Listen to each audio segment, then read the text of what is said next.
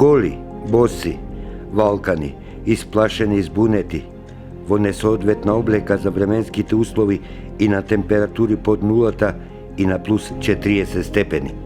Сликата со децении не се менува. Речиси на секој семафор низ улиците и на локациите на главниот град, како и другите градови низ државата. Кога ќе застанете со автомобилот, на прозорецот ќе ви се појави детски лик, ќе чуете глас што ќе ве благослови и ќе биде подадена празна дланка што чека некоја пара. Само сакам да кажам дека овие деца се тие деца кои го живеат детството во полн сјај како што треба да го живеат сите деца. За жал има многу деца кои се исклучени и од образованието, и од социјалниот момент, и од воспитниот момент, препуштени се на улица. Неретка слика е и на поголемите фреквентни места како што се плоштадите, моловите, трговските центри, по пеколни температури и нормално во зима може да се затекнат и возрастни како питачат, а истовремено и жени со бебиња в раце.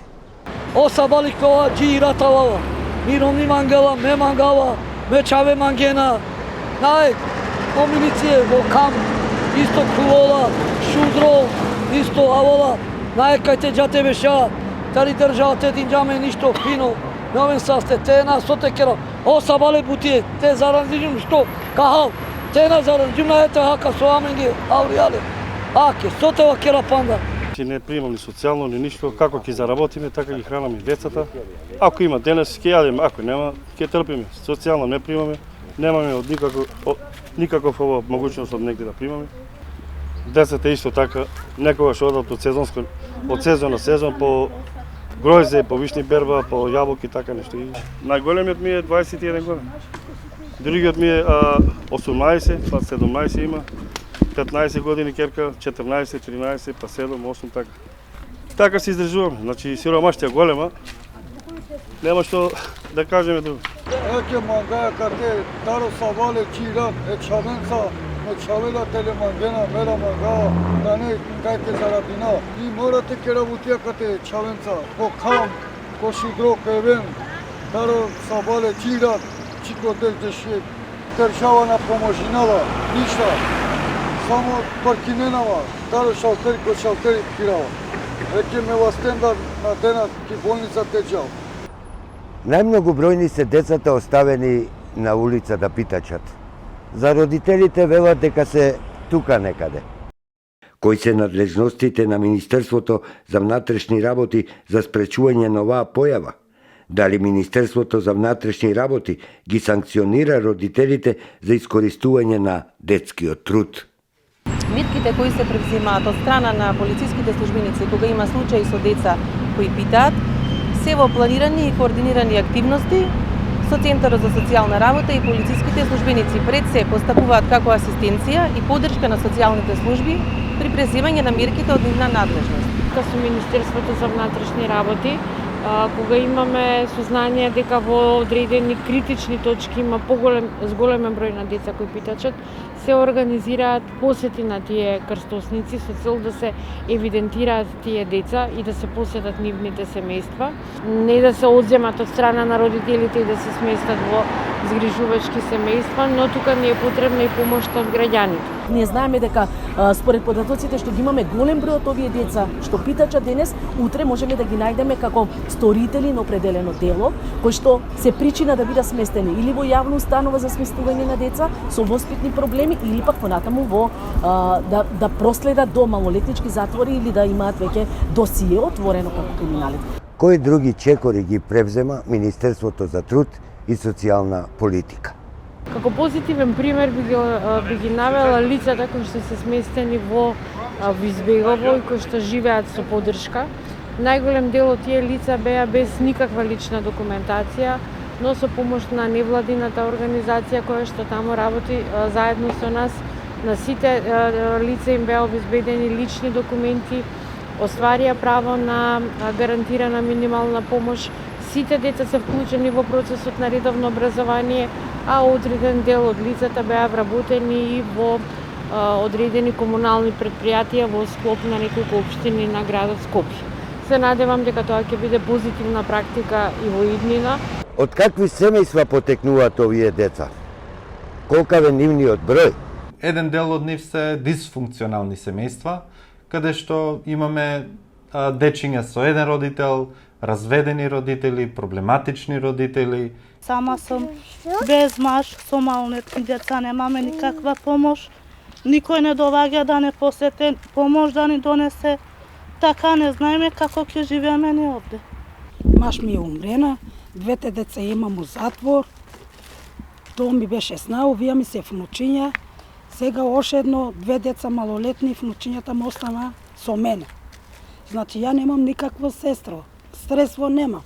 Во врска со питачењето не треба многу да се зборува, доволно е да се излази да се прошета низ центрите во градот, вклучително и во градот Скопје, и ќе забележите голем број на семејства, па и сами деца, како со испружена рака питачат или едноставно вршат некои работи кои што не се дозволени за деца. Во нашиот град имаме, можем да кажем, околу 30 на 40 деца, кои што можеме секојдневно да ги видиме на улиците кај нас.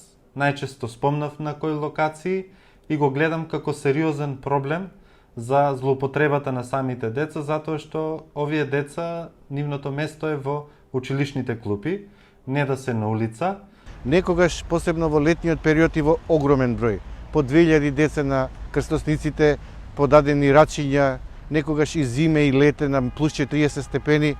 Тоа се деца кои се принудени, некогаш и од своите родители, а некогаш и од организирани криминални банди кои ги злоупотребуваат децата за да заработат пари. Тие имаат норма и таа норма мора да ја постигнат, во спротивно добиваат и ќе ги малтретираат. А во 2013 година, кога направивме истражувањето, покажа дека од 2004 до 2013 година само повеќе од 600 деца беа евидентирани само во градот Скопје.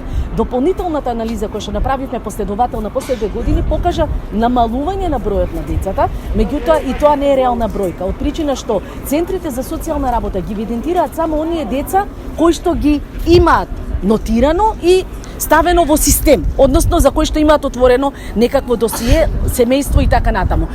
Немаме бројка затоа што таа бројка се менува на дневно, на неделно. Ево гледате сега, нема никој, можеби децата веќе и одат во училиште. Таа бројка се зголемува во текот на летните месеци, но во одредени делови од летото кога одат на Гроздобер, знае таа бројка да се намали, а тоа е овој период од годината. Поголемиот и значителен број од овие деца на улица немаат и не поседуваат никакви документи за идентификација.